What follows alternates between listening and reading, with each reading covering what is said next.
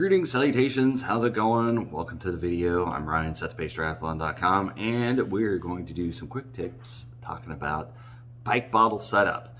So as you'll see in the main screen area, I'll throw up the tips so you can see as I'm going through them. You could read along, replay it all you want to get all the tips if you missed it, because I'm gonna go through kind of quick so we don't take up too much of your time. So hopefully this helps you out. If it does, give me a thumbs up, give me a like, subscribe, all that good stuff. If you have any questions, put in the comments. So with that, we're going to jump right into it. Number one, most bikes come with bike bottle cage threaded screw holes on the frame. So if you look, most of them have them on the down tube. Some are transitioning to bottles. Some come with the cockpit already set up to where you could put a bottle cage in there. So pay attention to that. But most of them come on the down tube with at least one position. Some come with two to where you can put it on the stem tube or the seat post. So the seat post tube, you can put one there, or you can put one on the down tube on the front. So just make sure that you're looking at your frame, and if it's meant to have a bike bottle cage attached, it will have the threaded screw holes that are already there.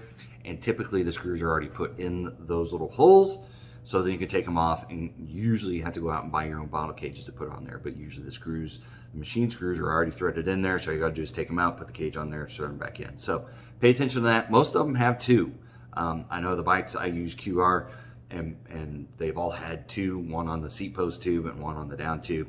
And so I've utilized both of those in the past. So make sure you pay attention to where there's opportunities to put a cage on the frame. Number two, there are several products to mount one or two bottle cages to the back seat post or seat frame. So you'll notice there's a lot of aftermarket parts. Like I said, there's Profile Design, there's all kinds of different designs out there. There's no-name brands, which I have a no-name little two-prong fork, and I bought two cages that just kind of screw on. So it sticks off the back rear end of my seat post. So you got to be careful though too. Not all seats, depending on the type of seat you have. I have bi-saddle on my current tri bike. It has the opportunity, and I have an adjustable clip that goes to the underside frame of that, and those bottle cages attached to these two little arms that hang down. So you may have to do some trial and error. That's why Amazon Prime is so great. If you get it and it doesn't work, send it back, keep finding something that will work. There's some that have bottle cages only. There's some that have cages and places to put equipment and gear and all kinds of good stuff. So that's something that I highly recommend utilizing as well, especially if you have your own stuff on your bike and you don't want to, you're not using Gatorade Endurance, and maybe you just use one cage for water bottles or something like that. Like I said, I highly recommend it. I've used it in my Ironman races, and there's also options for just one bike or one bottle hanging off the rear end. So technically that would probably be a little bit more aerodynamic just to have one bottle, kind of in line with the seat post tube. But if you have two and you're not going to be at the pointy end of the race, it's not going to save you that many more watts to have one bottle cage if you actually want the two to have the opportunity to have two on the rear of your seat. So products are out there, check them out. Number three, newer bikes are having fluid bladders built in the frame. So you look at your Specialized, you look at, I think Trek's gone that direction. There's a lot of other companies on their actual bike frame. There's a bladder that goes into the frame, and then there's a straw system that comes out that you can drink out of. So if that's something that's key, it's important for you, you want to cut down on that aerodynamics, you want to cut down on weight or something like that, you don't have cages and extra bottles, there's an opportunity to get an actual bike. Now that's not going to be cheap, but it's an opportunity that if you wanted to go out there and have the bike bottle or bladder built in the frame, that's an opportunity. Number four, newer bikes are also having the fluid containers integrated into the handlebar cockpit area. So I know, especially with my brands that I use, like QR, they've gone to an integrated kind of cockpit situation, and it's detachable, so you don't have to use it if you don't want to. I don't use it personally, so you could put fluid in there, you could put you could put gear in there.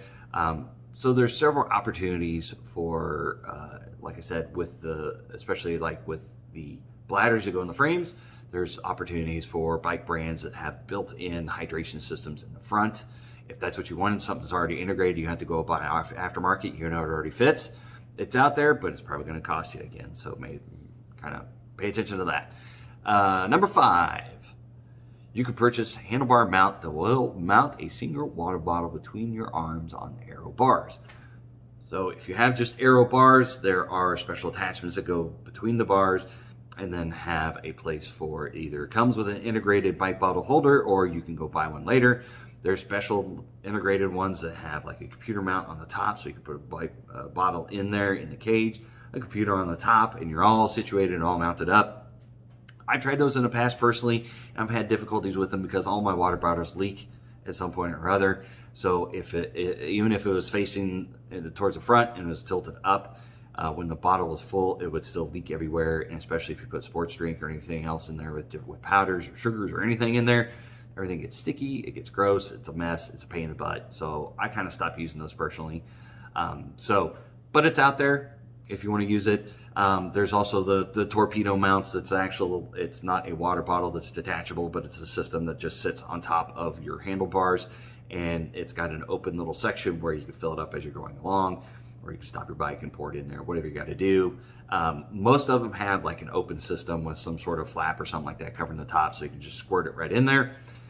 There are some that you probably will have to stop your bike and actually take something off and put it back in there. So just pay attention to the products that are out there. There are several out there that mount to your actual bike bars on your aero bars. So make sure you pay attention to that. Number 6, there are frame mounted systems. Aftermarket and some manufacturers have made some to fit their frames. Speedfill is one of them.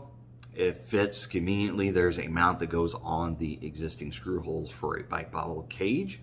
So then you can put an actual kind of bottle or water fluid hydration system holder that has a straw that runs up the frame, and you use zip ties to kind of keep it on the frame so it's not wiggling around or anything. I did use that for a period of time.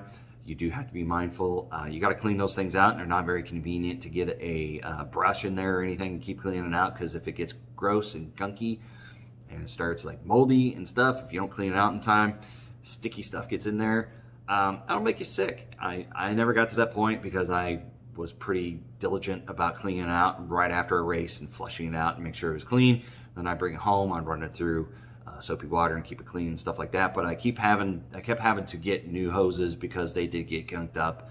It was just kind of a little bit of a pain at times just to kind of mess with the whole situation, especially if you shipped your bike or anything like that. You had to take that whole system off. I mean, it worked, but it didn't work. So it was a little bit more difficult as you're riding along to take a water bottle and put it between your legs and then squirt it in the top of the bottle and then chuck the bottle. And it took away 2 of the cage mounts on the frame. So it was either the Speedfill system that I had or it was 2 bike bottle cages. So I had to make that decision of which I wanted, because at that point I used it for water because it was easy to clean up, and then I had 2 cages on the back of my seat for any kind of sports drink, which worked, but it was a little bit more difficult. If I wanted a sports drink, I had to reach around my back to get that, and sometimes the hose for the hydration system was unruly and it hit me in the face, or I couldn't get it upright, or sometimes the end would get stuck, or it was just a little bit cumbersome, more so than just a water bottle system. But they're out there. If you want to use them, they're definitely an option for you out there. There's also the tried true holding bottles in your jersey pockets. Now, I don't recommend this. It's a pain, it's uncomfortable, especially 112 miles if you're doing a full Ironman race, to put water bottles in your jersey pockets. I mean, in a pinch, you can stick them in there if you need to rearrange stuff, or if you get past an aid station and you want to be caught littering or anything like that, and you've got too many water bottles and not enough places to put them. At the end of the day, it'll work for you, but I highly recommend not carrying your hydration in your pockets for your jersey. I've seen it done. It just does not look comfortable. Number 8, there are some cages that mount to the handle stems. So you got to be paying attention to that. It's not the most aerodynamic situation. It's an aftermarket. It's more for like cruiser bike type of setups and stuff, but it's out there. If you're looking for comfort, you're looking for safety, it may be an option out there for you. So just search those up to see if maybe that's something you want to use.